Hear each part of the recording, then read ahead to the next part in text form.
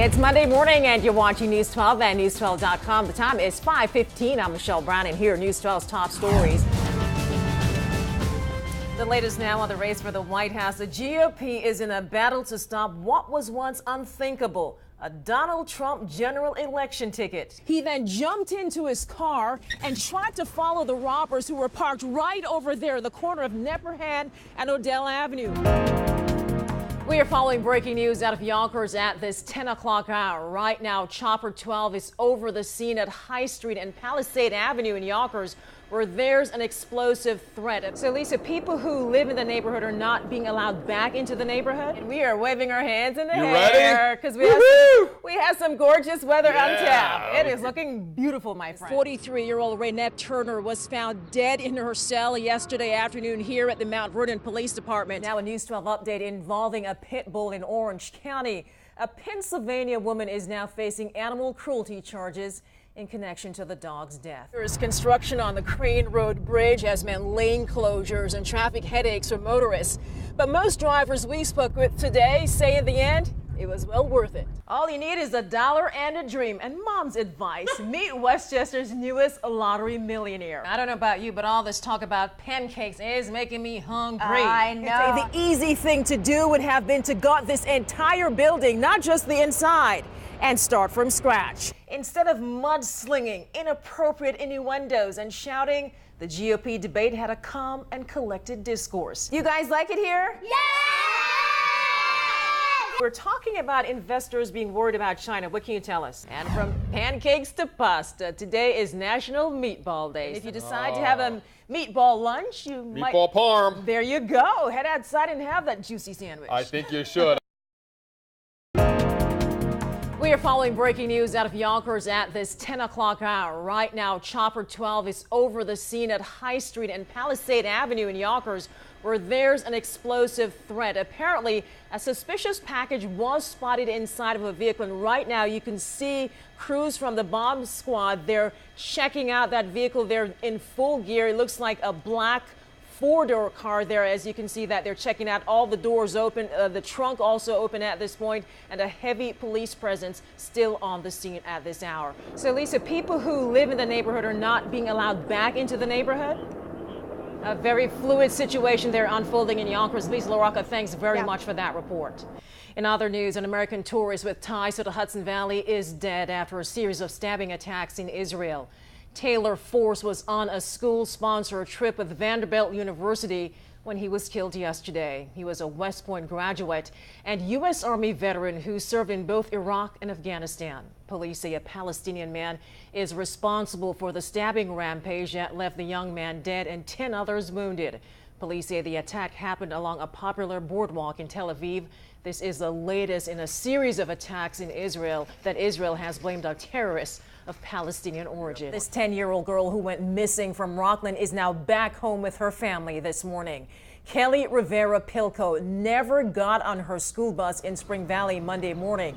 Instead, police say she got into a taxi which took her to Manhattan. A massive search then ensued. A business owner called the girl's mother yesterday and said he had found Kelly wandering the city streets. Police are investigating if any laws were broken. And tax season is now underway, and that means phone scams are getting even more aggressive. And local lawmakers are warning you about imposters who say they are IRS agents. And some of the scams, unsuspecting victims are threatened with arrest, deportation, or other legal action.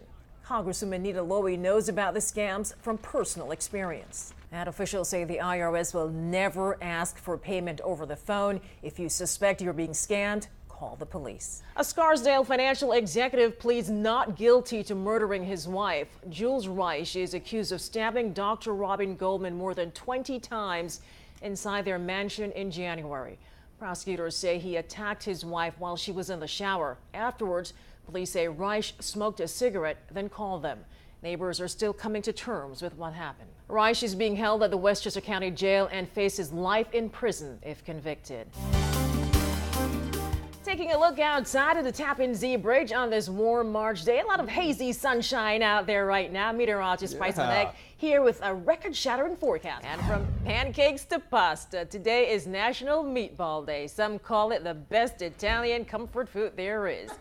There are dozens of varieties of meatballs. Find your favorite restaurant or go ahead and make your own today. That's looking good. And if you decide to have a meatball lunch, you might... Meatball parm. There you go. Head outside and have that juicy sandwich. I think you should.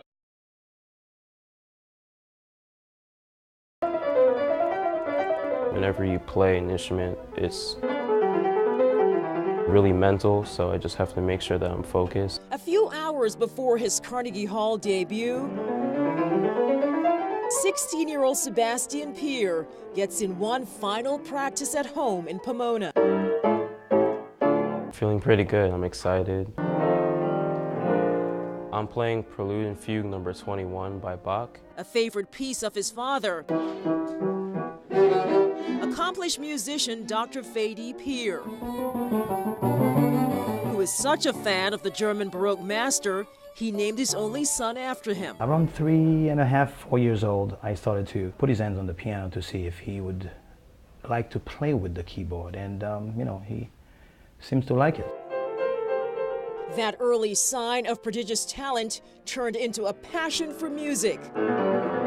Music will always be a part of my life. Coupled with years of hard work. Once you learn the notes, you're not done with the piece because you have to look at dynamics. And discipline.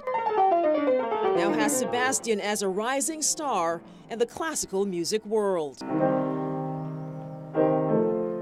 I auditioned for the Crescendo International Competition and I earned first place honors. And that first place showing earned him a spot at a winner's recital at Carnegie Hall.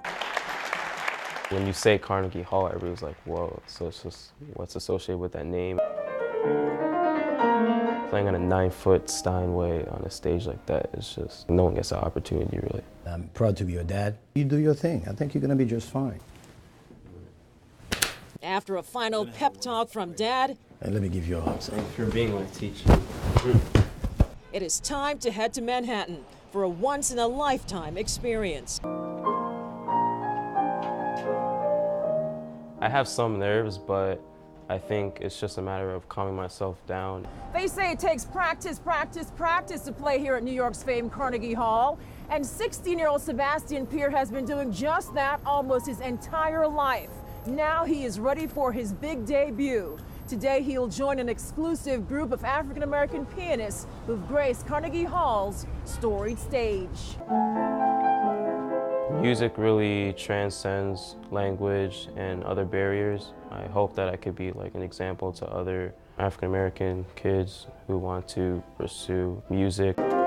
After wading through a long list of other piano prodigies, Sebastian GPA. It's finally Sebastian's time to shine in the grandeur of Carnegie Hall's Wild Recital Hall. I just took a breath before I started and then just let it come to me. It's like a 9-foot grand in a hall with like really good acoustics. It's just really like a once-in-a-lifetime experience.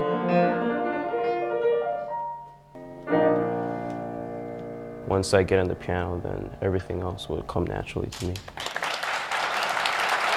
It was like really cool and amazing. Just feel I enjoyed the performance a lot.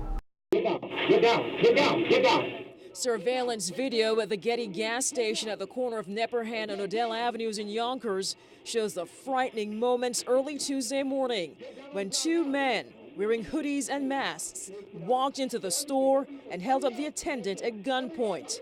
The longtime employee, there alone, didn't even have time to push the panic button under the counter. Get down on the ground, turn your face. I'm not going to tell you again. The next time I'll shoot you and leave. Mustafa Ali is one of the station's owners. He was scared. He was scared. Very terrifying. The suspect stole cash from 2 registers, then fled the scene. After being robbed, the terrified employee quickly called the cops and then one of the store's owners. He then jumped into his car and tried to follow the robbers who were parked right over there, the corner of Nepperhan and Odell Avenue. But unfortunately, it was too late. The robbers were already gone. In a cruel twist of fate, this Getty station and the same employee was robbed about 4 years ago. I know the owner very well, so I'm sorry to hear that. I hope they catch him, whoever did it. Despite being robbed twice in 4 years, the owners of the station say they have no plans to close up shop. We got family to feed, and we've been on this station for about 15 years. Thank you. In Yonkers, Michelle Brown, News 12. 43-year-old Raynette Turner was found dead in her cell yesterday afternoon here at the Mount Vernon Police Department. Now, city officials are not really saying much right now about exactly what happened, but her devastated husband is demanding answers. All I know is my wife is dead, and no one is saying anything. A frustrated and grief-stricken Herman Turner desperately searching for answers after his wife, Raynette Turner, was found dead in a Mount Vernon Police Department holding cell Monday afternoon. My wife died. When? Yesterday? Yesterday. That's all they said. That's all they gave me. Not how, possibly how, she died.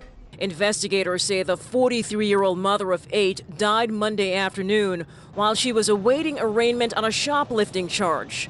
Turner was arrested Saturday, accused of stealing from a local food wholesaler.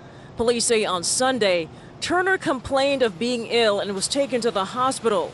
She was brought back to the jail after treatment and was last seen alive Monday before her arraignment. Somewhere between 12 and 1, she was noted to be sitting in her cell and then noted to be laying down in her cell. Police say Turner has a history of hypertension and was treated for that when she was taken to the hospital. But no foul play is suspected. That's no consolation for a grieving husband still searching for answers. She was a mother. She was a wife. She was mine. No longer, but she was mine. Now, we reached out to the mayor's office. They couldn't really give us any information right now. Turner says his wife suffered from depression, but that was under control. She would never commit suicide. An autopsy is pending. That is the latest here from Mount Vernon. Michelle Brown, News 12.